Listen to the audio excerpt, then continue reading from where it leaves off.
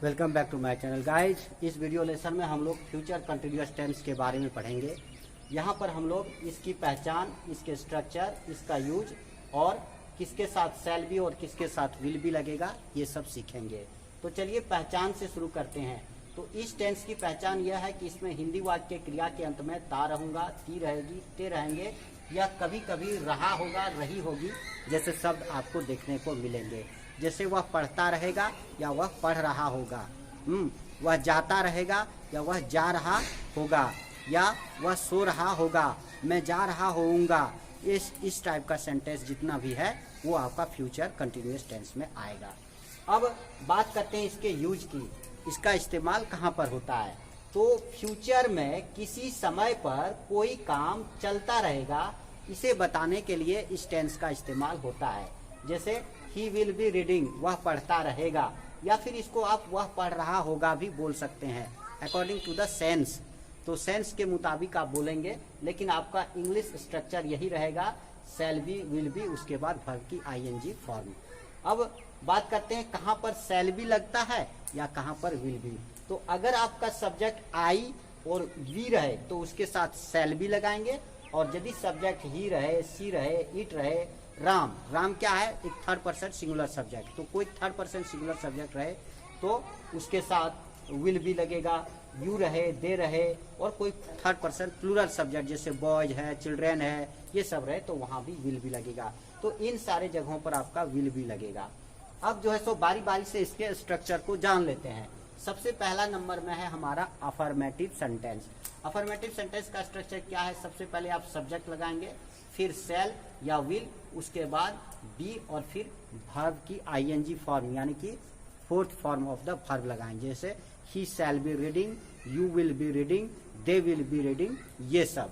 अब आगे बात करते हैं नेगेटिव सेंटेंस की। तो नेगेटिव सेंटेंस का स्ट्रक्चर होता है, इसमें सब्जेक्ट होता है, उसके बाद शैल या विल, उसके बाद नॉट लगेगा, फिर बी और उसके बाद वर्ब की आईएनजी फॉर्म। यानी कि आपको सिर्फ इतना ध्यान रखना है कि स्ट्रक्चर यही है, बस आपको केवल शैल या विल के बाद नोट लगा देना, इतना सा ध्यान रखना है, यही ट्रिक है।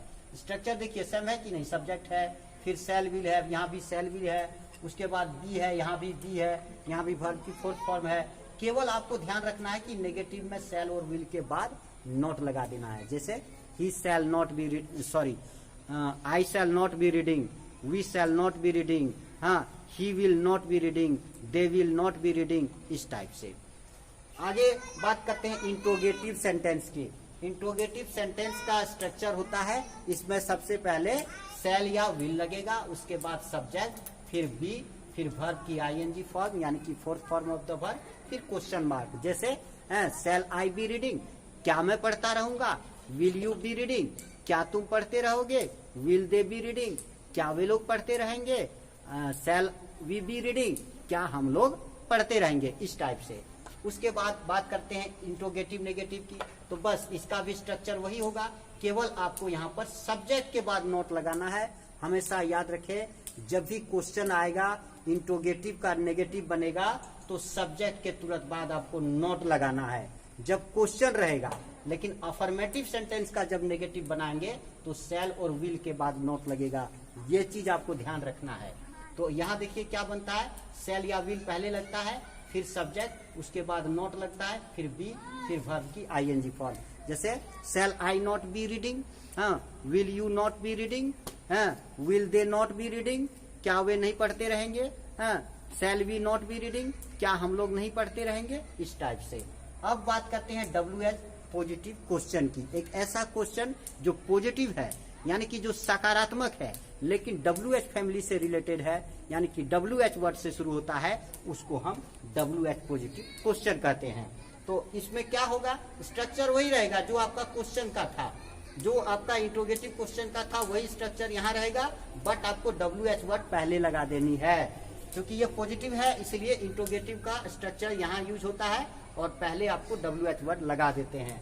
तो सबसे पहले आप WH वर्ड लगाएंगे, फिर शैल या विल लगाएंगे, फिर आप सब्जेक्ट लगाएंगे, फिर बी लगाएंगे, फिर वर्ब की आईएनजी फॉर्म, फिर क्वेश्चन मार्क। कैसे, why shall I be reading, मैं क्यों पढ़ता रहूंगा, why shall we be reading, हम लोग क्यों पढ़ते रहेंगे, why will you be reading, तुम क्यों पढ़ते रहोगे, when will they be reading, वे कब पढ़ते रहेंगे।